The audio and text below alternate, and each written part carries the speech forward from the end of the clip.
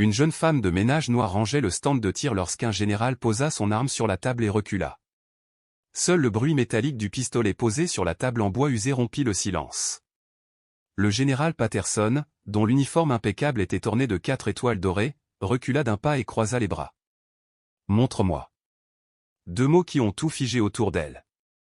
Les officiers supérieurs observaient la scène avec un mélange de scepticisme et de curiosité malsaine.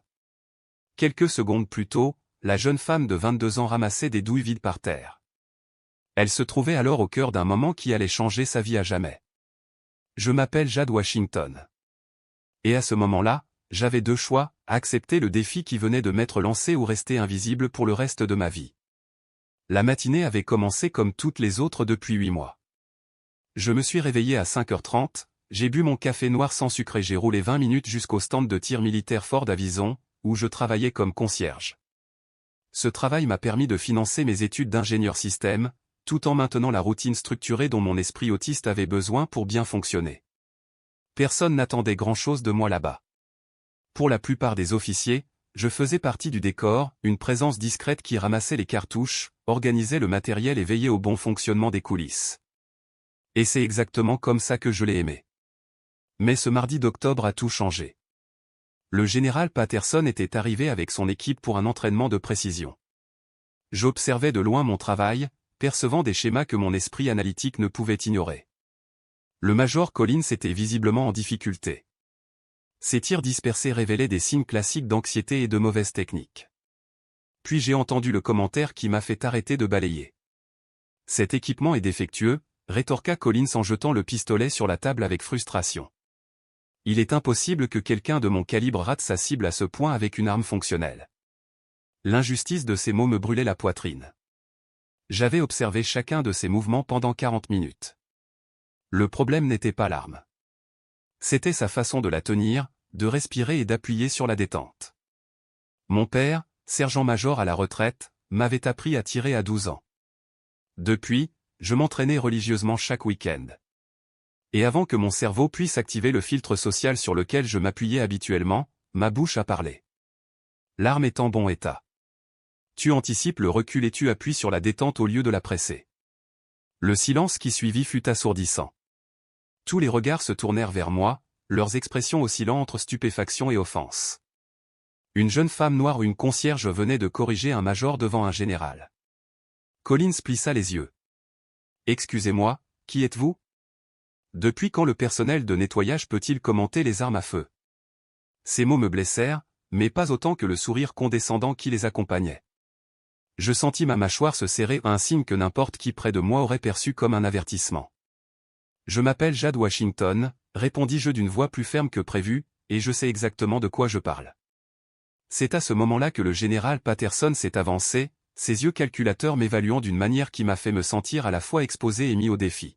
« Mademoiselle Washington, dit-il d'une voix tranchante comme une lame, si vous savez vraiment de quoi vous parlez, alors vous ne devriez avoir aucune difficulté à le prouver.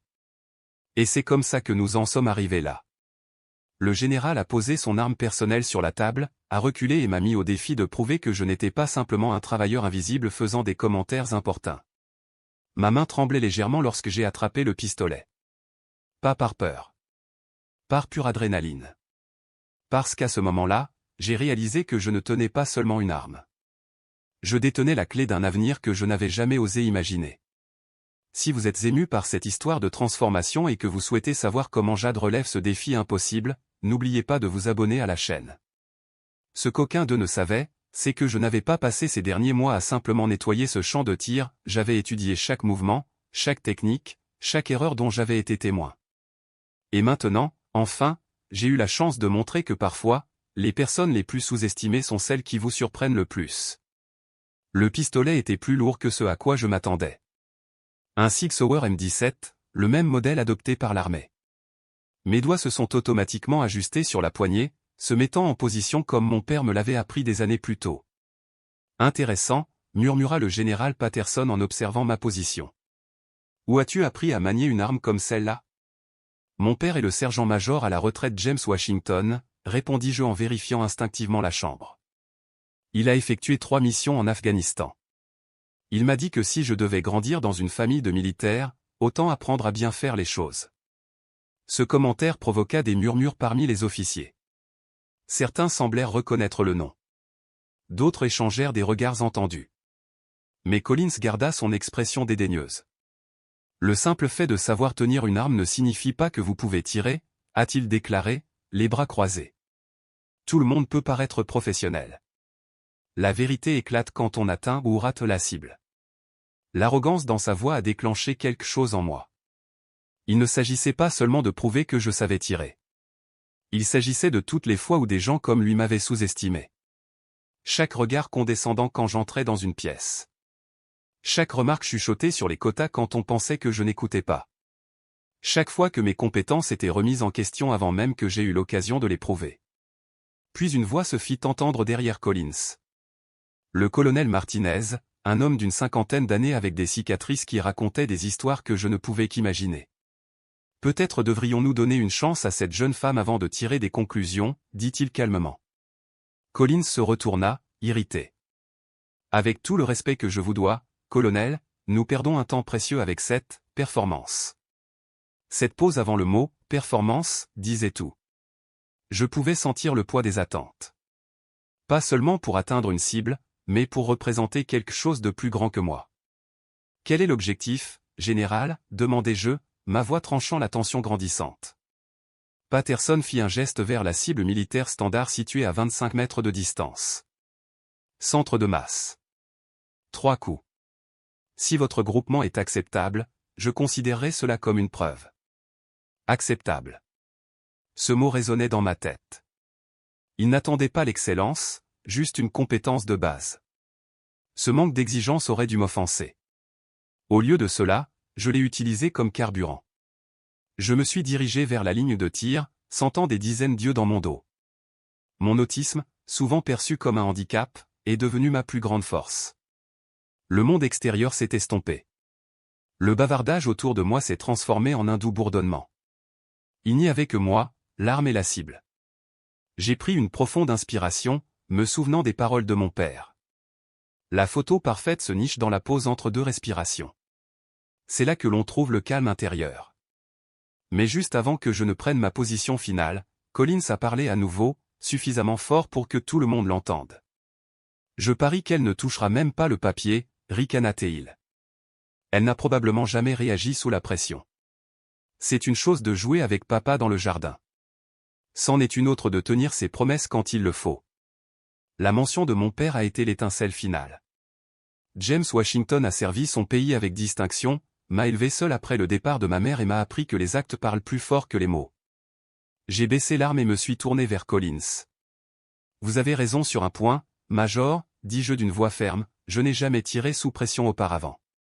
Mais je n'ai jamais vu quelqu'un rater une cible de 25 mètres aussi lamentablement que vous aujourd'hui.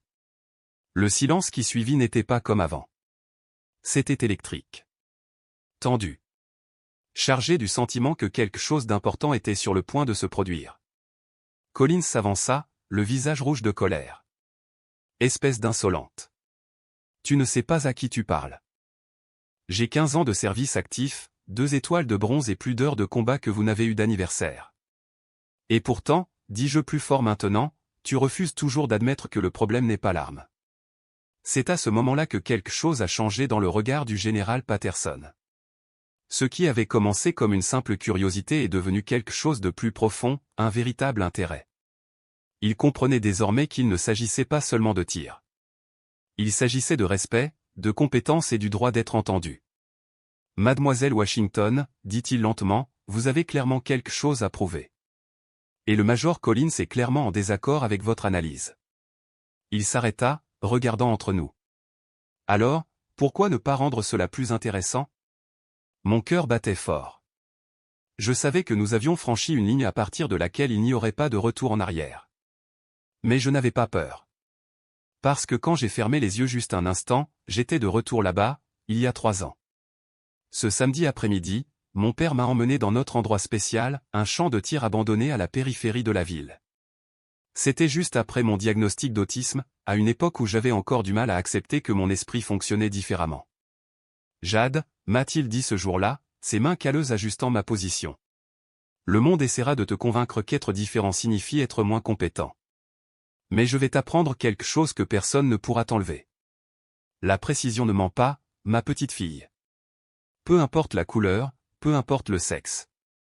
Peu importe que votre cerveau traite le monde différemment. On ne voit que des résultats. Et ces mots résonnaient dans mes oreilles alors que je reprenais ma position une fois de plus. Collins n'arrêtait pas de lancer des commentaires venimeux aux autres policiers, mais sa voix était devenue un bruit de fond.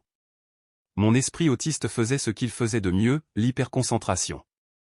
Regardez-la trembler, ricana Collins assez fort pour que je l'entende. Je parie qu'elle n'arrive même pas à tenir son arme sous la pression. Mais je ne tremblais pas de peur. C'était de l'adrénaline pure qui coulait dans mes veines. Chaque muscle de mon corps se préparait à ce pourquoi je m'étais entraîné des milliers de fois. Ce que Collins ignorait et qu'aucun d'eux ne savait, c'est que, depuis 8 mois, j'observais ce champ de tir quotidiennement. J'avais calculé mentalement chaque distance, enregistré chaque courant d'air, mémorisé chaque variable susceptible d'affecter la précision.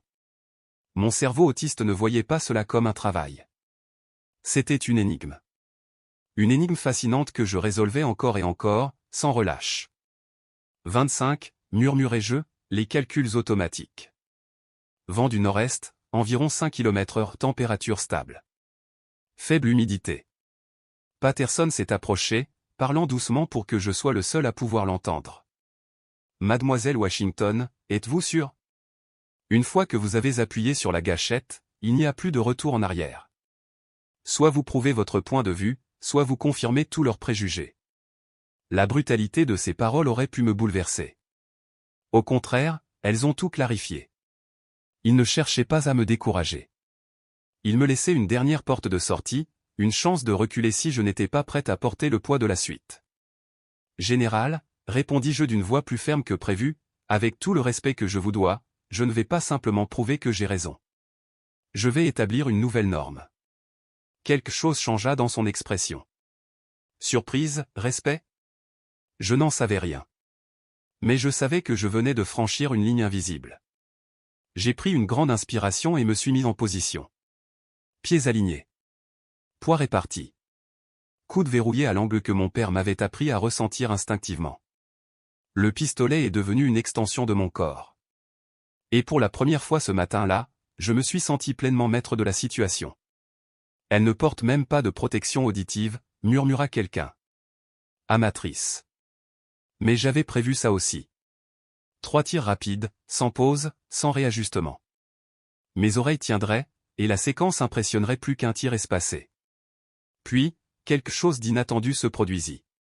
Collins, irrité par ma confiance grandissante, décida de hausser les enchères.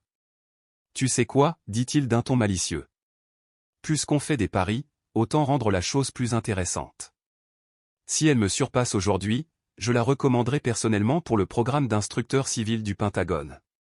Le silence qui suivit fut électrique. Ce programme était légendaire, un poste à 6 chiffres avec accès à la meilleure formation militaire au monde. Et si elle échoue, demande le colonel Martinez.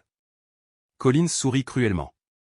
Elle admettra publiquement qu'elle a parlé hors de propos, s'excusera de son impertinence et ne remettra plus jamais en question la compétence d'un officier militaire. C'était devenu une affaire personnelle, plus qu'un simple test de tir. Il s'agissait désormais de respect, de dignité et du droit d'une femme noire autiste à être prise au sérieux dans des milieux qui avaient longtemps ignoré des personnes comme elle. Mais le problème avec le fait de grandir sous-estimé, c'est qu'on développe une extraordinaire tolérance à la pression. Et plus encore, on apprend à transformer le doute en carburant. Major Collins, dis-je en me tournant vers lui, vous venez de commettre une erreur tactique. Quelle erreur, fronça-t-il les sourcils. Tu m'as donné encore plus de motivation. Pas seulement pour atteindre l'objectif, dis-je, un calme surnaturel m'envahissant, mais pour faire quelque chose dont on se souviendra longtemps après notre départ. C'est à ce moment-là que j'ai pris une décision qui allait tout changer. Je ne me contenterai pas de tirer 3 coups au centre d'une cible, comme Patterson le suggérait. Je ne me contenterai pas de surpasser Collins. Je ferai quelque chose qu'aucun d'eux n'aurait imaginé. Quelque chose que mon père m'avait secrètement appris. Quelque chose qu'il avait appris des tireurs d'élite d'Afghanistan. Général Patterson, dis-je en tranchant la tension de ma voix, avec votre permission, j'aimerais modifier légèrement le test. Il plissa les yeux. Comment? J'ai pointé du doigt. 3 cibles, une à 25 mètres, une à 35 mètres et la dernière à 50 mètres. 3 cibles, 3 distances, 3 tirs consécutifs, sans réajuster ma visée entre eux. Le silence était assourdissant. Ce que je proposais était techniquement possible, mais cela exigeait un niveau de compétence que la plupart des tireurs militaires mettaient des années à maîtriser. Collins ricana, mais sa voix se brisa de malaise. C'est impossible. Même les tireurs olympiques n'oseraient pas tenter ça. Eh bien, répondis-je en me mettant en position pour le tir le plus difficile de ma vie, c'est une bonne chose que je ne sois pas un tireur olympique. Mon esprit est entré dans un état que je n'avais connu que quelques fois. Une zone où le temps s'évanouissait, où le doute se dissolvait et où tout se mettait en place. Il était temps de montrer à certaines des personnes les plus puissantes du monde ce qui se passe lorsqu'elles sous-estiment les tempêtes silencieuses cachées dans les jeunes cœurs. La première cible est entrée dans mon viseur. Mon doigt a effleuré la détente. Et pour la première fois de ma vie, j'étais sur le point de parler une langue que tout le monde dans cette pièce comprendrait. Ce qui s'est passé dans les 60 secondes qui ont suivi n'a pas seulement changé ma vie. Cela a aussi transformé la perception qu'avaient 8 des officiers les plus expérimentés de l'armée américaine de la compétence, du potentiel et du pouvoir dévastateur de la sous-estimation. Mais avant de tirer, j'avais besoin d'accéder à un dernier enseignement que mon père m'avait transmis. Une technique qu'il avait apprise d'un instructeur de tireurs d'élite afghan légendaire lors de sa 2e mission. Jad, m'avait-il murmuré un après-midi pluvieux, 6 mois avant qu'une blessure au combat ne l'oblige à prendre sa retraite, il y a une différence entre bien tirer et tirer avec détermination. Quand on tire avec détermination, chaque balle porte un morceau de son âme. Et quand on est dans le coup, on ne rate pas sa cible. J'ai fermé les yeux 3 secondes. Juste assez pour que mon cerveau autiste fasse ce qu'il fait le mieux, traiter chaque variable à une vitesse fulgurante. Distance, 25, 35, 50 mètres. Dénivelé, environ 2,3 degrés. Réglage de compensation, tous internes, aucun réglage manuel de la visée. Mais la véritable stratégie n'était pas technique. Elle était psychologique. Collins avait commis l'erreur classique des hommes peu sur 2. Il avait transformé un test de compétence en un combat d'ego. Et les égos blessés, ils sont prévisibles. Ils insistent alors qu'ils devraient s'arrêter. Ils s'emportent alors qu'ils devraient écouter. Et surtout, ils sous-estiment ceux qui ne leur ressemblent pas. Alors que je me préparais, j'ai entendu Collins murmurer à un autre officier. Elle va craquer. Elle craque toujours sous la pression, surtout les filles qui ont grandi gâtées, pensant que le monde leur devait quelque chose. Ces mots m'ont tout dit. Il ne comprenait toujours pas à qui il avait affaire. Je n'ai pas grandi gâté. J'ai grandi mise à l'épreuve. Chaque jour de ma vie a prouvé que j'avais ma place dans des espaces où les gens comme moi étaient rarement les bienvenus. Mais aujourd'hui, j'étais enfin dans un endroit où les résultats comptaient plus que les apparences. Mademoiselle Washington, la voix du général Patterson me frappa de plein fouet. Êtes-vous certaine de vouloir modifier le test? Une fois que vous l'aurez annoncé publiquement, il n'y aura plus de retour en arrière. Un échec vous coûtera plus que quelques points, cela pourrait ruiner votre crédibilité. C'était une question légitime de la part d'un homme qui a passé des décennies à mesurer les risques. Mais quelque chose dans son ton me disait qu'il espérait que je répondrais oui. Général, dis-je d'une voix plus forte, la crédibilité ne se construit pas en jouant la sécurité. Elle se gagne en faisant ce que d'autres jugent impossible. C'est à ce moment-là que j'ai remarqué quelque chose de fascinant dans la pièce. Le colonel Martinez s'était positionné pour observer mes réactions et celles des autres officiers. Le lieutenant-colonel Brock s'enregistrait tranquillement sur son téléphone. Et Collins? Collins montrait des signes de nervosité. Ses mains tremblaient légèrement. Il n'arrêtait pas de faire ce mouvement répétitif du coup que l'on fait en cas de stress extrême. Il réalisait qu'il m'avait sous-estimé. Gravement. Essayant un dernier jeu d'esprit, il ricana. Si tu échoues maintenant, ce ne sera pas seulement embarrassant. Cela confirmera tous les stéréotypes auxquels les gens comme toi sont confrontés. Cela prouvera que tu ne supportes pas la pression. Des gens comme toi. Ces mots ont résonné dans la salle comme une balle. Chacun a ressenti le poids de ce qui venait d'être dit. Collins avait franchi une limite. Ce n'était plus une question de technique. C'était devenu quelque chose de plus sombre. Mais le problème avec le fait de grandir, comme nous, est que l'on développe une résistance stupéfiante aux tentatives visant à réduire notre humanité. Et plus que cela, vous apprenez à utiliser cette énergie comme carburant, pour atteindre le genre de grandeur qui laisse tout le monde stupéfait. Si vous avez suivi ce voyage à travers tous les obstacles et que vous voulez savoir comment il se termine, ne détournez pas le regard maintenant. Parce que tout est sur le point de changer. J'ai pris une dernière inspiration et j'ai adopté ma position finale. Mais avant de tirer, j'ai souri. Pas un sourire nerveux. Pas un sourire tremblant. Un sourire construit à partir de 3 décennies d'entraînement avec mon père. 6 mois d'observation silencieuse. Et 22 ans à prouver que le fait d'être sous-estimé n'est que la première étape vers la dévastation. Major Collins, dis-je d'une voix calme qui coupa instantanément la tension, merci. Il fronça les sourcils, confus. Merci pourquoi? Pour m'avoir donné exactement la motivation dont j'avais besoin, pour faire quelque chose dont les gens se souviendront longtemps après notre disparition. Quelque chose a changé à ce moment-là. L'énergie entière du stand de tir a changé. Ma posture s'est redressée. Je n'étais plus l'assistante de ménage nerveuse qui essayait de faire ses preuves. J'étais quelqu'un qui avait trouvé son moment, son but et sa voie. La première cible se trouvait à 25 mètres. À travers la lunette, je pouvais voir chaque détail, les lignes sur le papier, la façon dont la lumière tombait sur la surface, même les légères variations de texture qui révélaient la qualité de l'impression. Ma respiration ralentit jusqu'à atteindre un rythme que j'avais pratiqué des milliers de fois. Mon rythme cardiaque suivait le rythme que mon père m'avait appris à trouver lors des moments de concentration absolue. Puis, dans le silence du champ de tir, avec 8 officiers surveillant chacun de mes mouvements, j'ai commencé une séquence qui montrerait à certaines des personnes les plus puissantes du monde le danger de sous-estimer une tempête silencieuse. Mon doigt a trouvé la gâchette. La vue était parfaitement alignée avec la première cible. Pour la première fois de ma vie, j'étais sur le point de parler un langage universel, un langage qui transcendait les préjugés, brisait le doute et faisait taire toute tentative de me diminuer. La langue de la précision absolue. Le premier coup de feu retentit comme un coup de tonnerre isolé. À travers la lunette, j'ai vu la balle percer le centre exact de la cible à 25 mètres de distance. Mais je ne me suis pas arrêté pour l'admirer. Mon esprit autiste est entré dans un état rare, où le temps, l'espace et le doute ont cessé d'exister. Sans interrompre la séquence, je me suis recalibré mentalement pour la deuxième cible.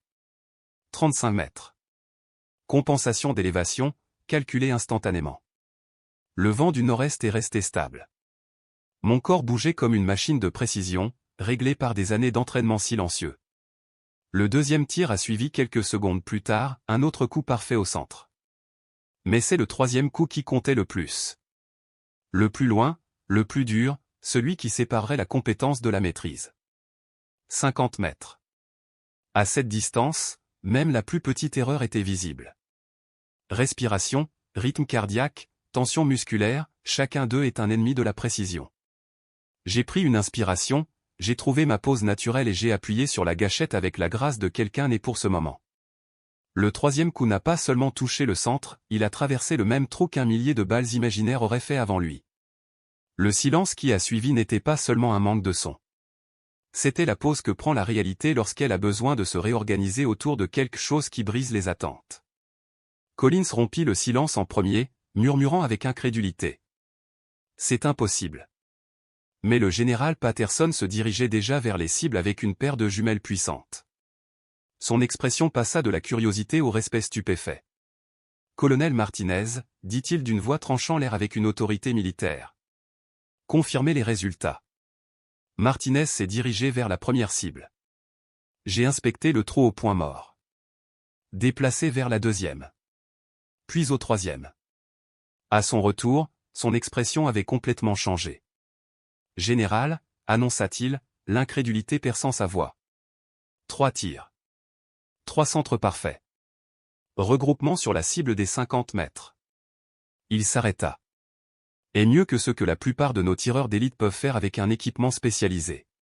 Puis vint le premier rebondissement. Collins, désespéré de sauver sa fierté, laissa échapper. Elle a eu de la chance. Personne ne tire comme ça du premier coup. C'est de la chance. Mais ses paroles furent interrompues par une voix à laquelle personne ne s'attendait. Premier essai, dit le colonel Brox en baissant son téléphone. Je viens de recevoir des informations intéressantes sur Miss Washington. Tous les regards se tournèrent vers lui. Mon estomac s'est tordu. Qu'avait-il trouvé? J'ai envoyé sa photo à mon contact dans la base de données militaire, a-t-il poursuivi en me regardant droit dans les yeux. Jade Washington n'est pas seulement la fille du sergent-major James Washington. Elle a remporté le championnat de tir junior de Californie à 3 reprises. Il a battu 3 records d'État avant l'âge de 18 ans. Il marqua une nouvelle pause, dramatique. Et a été recruté par l'équipe olympique américaine à 17 ans. Le silence revint, mais il avait changé. Plus de choc. Maintenant, la lente et douloureuse prise de conscience que chacun était devenu victime de ses propres suppositions. Et elle a refusé, demanda Patterson, la voix pleine d'une curiosité sincère. Elle l'a fait, a confirmé Brooks. Pour prendre soin de son père, blessé au combat, et pour étudier l'ingénierie. Apparemment, elle a dit qu'il y avait des choses plus importantes dans la vie que les médailles. Le deuxième rebondissement a frappé Collins comme un coup de poing dans le ventre. Non seulement il m'avait sous-estimé, mais il avait publiquement humilié quelqu'un dont le sacrifice et les réalisations faisaient paraître sa propre carrière, au mieux, moyenne. Mais le troisième rebondissement serait celui qui changerait tout.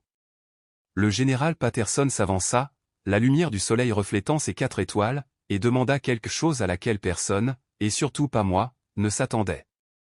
Mademoiselle Washington, dit-il, j'ai une question directe à vous poser. Pourquoi une ancienne espoir olympique, fille d'un héros militaire décoré, avec un brillant avenir dans l'ingénierie, travaille-t-elle comme assistante de nettoyage sur un champ de tir militaire? Sa question a traversé tous les prétextes, frappant directement le cœur du problème. Pourquoi étais-je ici? Pourquoi avais-je caché mes compétences? Pourquoi avais-je laissé des gens comme Collins me traiter comme si j'étais invisible? Parce que, dis-je, ma voix puisant sa force dans un endroit profond en moi dont j'ignorais même l'existence. J'attendais le bon moment pour rappeler aux gens puissants que la compétence n'a pas de couleur, pas de sexe, pas d'âge. Et que parfois, ceux que vous sous-estimez le plus sont ceux qui peuvent vous apprendre quelque chose de nouveau. Les mots ont résonné dans le champ de tir comme une déclaration de guerre contre des décennies de préjugés silencieux. Collins fit une dernière tentative désespérée. Elle nous a trompés. Elle a caché ses qualifications. Ce n'est pas juste. Mais Patterson leva la main et le silence retomba. Major Collins, dit-il avec le genre d'autorité que seules 4 décennies de commandement pouvaient conférer. Miss Washington n'a rien caché. Elle a fait exactement ce qu'on lui a demandé. C'est nous qui avons émis des hypothèses fondées sur des préjugés qui n'ont pas leur place dans une force militaire professionnelle. Puis vint le 4e et dernier rebondissement, le plus dévastateur. De plus, a ajouté Patterson. Je viens de prendre une décision.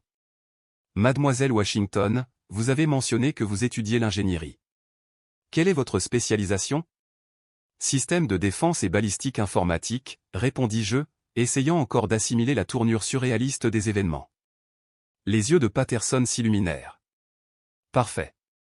Parce que je vous propose un poste de conseiller technique senior pour le programme de système de formation avancé du Pentagone. Salaire de départ, 120 000 $ par an. Horaire flexible, pour que vous puissiez poursuivre vos études. Et un accès complet aux meilleurs laboratoires et installations militaires du pays. Le silence qui suivit était encore différent. Collins était devenu complètement pâle. Les autres officiers me regardaient maintenant avec un mélange de respect et de crainte que je n'avais jamais ressenti de ma vie. Si vous suivez cette incroyable transformation et que vous voulez savoir comment l'histoire se termine, restez avec moi, car la fin vous surprendra encore plus. Mais le véritable rebondissement restait à venir. À ce moment précis, alors que je regardais ces hommes puissants et des hommes qui, quelques minutes plus tôt, m'avaient vu comme invisible, j'ai compris quelque chose de fondamental à propos du pouvoir, du respect et du moment exact où l'on cesse de se cacher derrière les attentes limitées que les autres placent sur nous. J'avais passé 22 ans sous-estimés. Et en moins de 10 minutes, j'avais transformé cette expérience en fondement d'un avenir que je n'avais jamais osé imaginer. La femme de ménage est morte ce matin-là. À sa place est né quelqu'un que le monde était sur le point de rencontrer. L'offre du général Patterson a résonné dans tout le champ de tir comme une sorte de justice cosmique enfin rendue réelle, 120 000 $ par an, consultant technique senior, accès complet au meilleur équipement militaire du pays. Tout ce dont j'avais toujours rêvé et plus encore m'était maintenant offert par un homme qui, 10 minutes plus tôt, m'avait regardé comme si je faisais partie du mobilier. Mais lorsque j'ai pris conscience de l'ampleur de ce qui se passait, quelque chose de bien plus profond s'est cristallisé dans mon esprit. Ce n'était pas seulement mon histoire. C'était celle de tous les jeunes jugés sur leur apparence plutôt que sur leur capacité. C'était l'histoire de chaque être humain portant une tempête silencieuse dans sa poitrine, attendant simplement le bon moment pour montrer au monde de quoi il était fait. Général Patterson, dis-je d'une voix pleine d'une confiance nouvelle que je ne me connaissais pas, j'accepte votre offre. Mais j'ai une condition. Leurs yeux se levèrent de surprise. Personne n'avait jamais posé de condition à un général 4 étoiles. Dans quel état êtes-vous, mademoiselle Washington? Je veux que le major Collins soit mon premier projet, dis-je en croisant le regard de l'homme qui avait passé la matinée à essayer de me rabaisser. Pas comme une punition, mais comme une opportunité. Il possède certes des compétences de base. Mais ce dont il a vraiment besoin, c'est d'une formation en diagnostic technique et, surtout, d'une formation à la détection de potentiels là où d'autres ne les voient pas. Le silence qui suivit était lourd de sens. Collins me regarda, un mélange de choc, de honte et peut-être, juste peut-être une lueur de respect dans les yeux. Tu me proposes de m'entraîner, demanda-t-il, d'une voix à peine audible. Je propose qu'on s'entraîne mutuellement, dis-je. Tu as une expérience du champ de bataille que je n'aurai jamais. J'ai une expertise technique qui pourrait améliorer tes performances.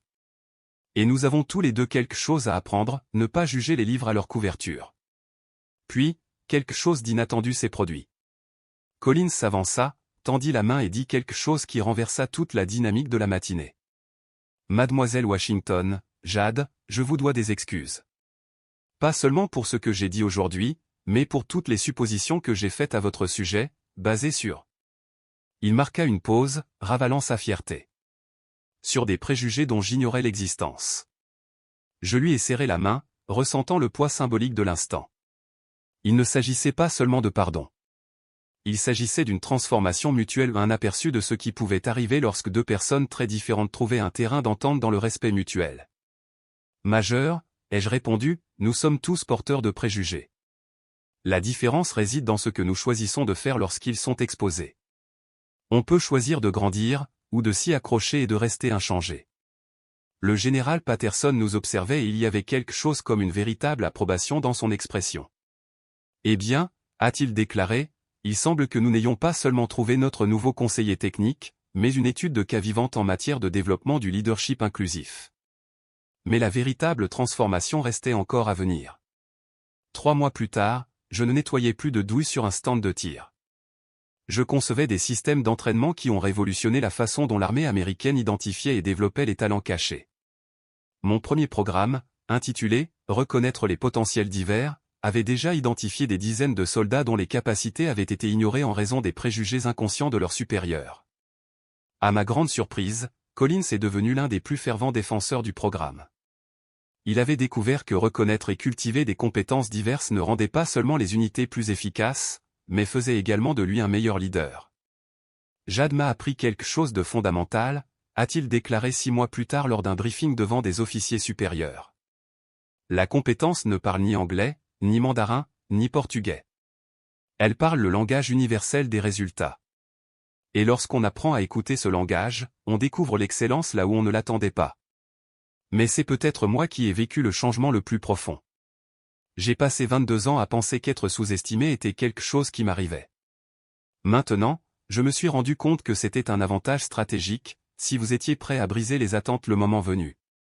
Mon autisme, que je considérais autrefois comme un handicap, s'est avéré être ma plus grande force, ma capacité à traiter des schémas complexes, à rester concentré sous pression et à trouver des solutions là où d'autres ne voyaient que des problèmes. Tout cela est devenu le fondement d'une carrière que je n'aurais jamais imaginé possible. 6 mois après ce matin qui a changé ma vie, je me trouvais dans le même champ de tir où tout avait commencé. Mais cette fois, je ne faisais pas le ménage après les autres, j'entraînais une nouvelle cohorte de recrues.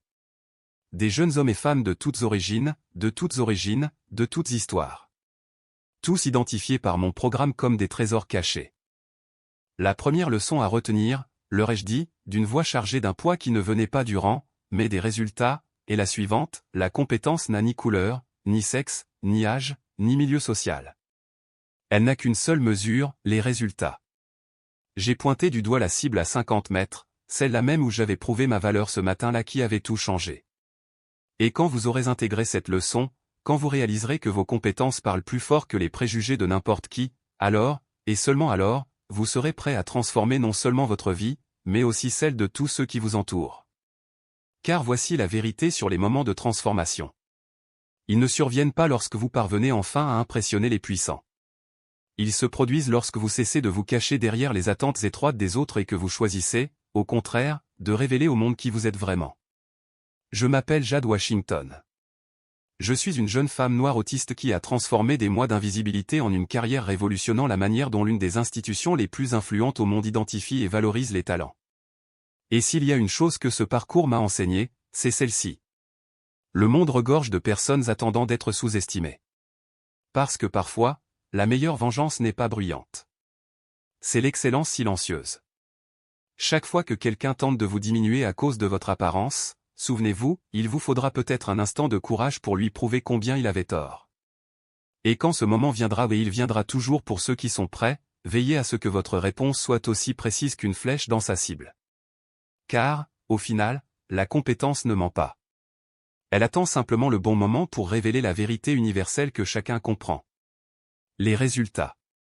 Ceux qui changent la perception et transforment des vies à jamais. Les vraies révolutions ne font pas toujours du bruit. Parfois, elles prennent la forme d'actions silencieuses défiant les attentes. Et parfois, une seule démonstration d'excellence parle plus fort que 1000 discours.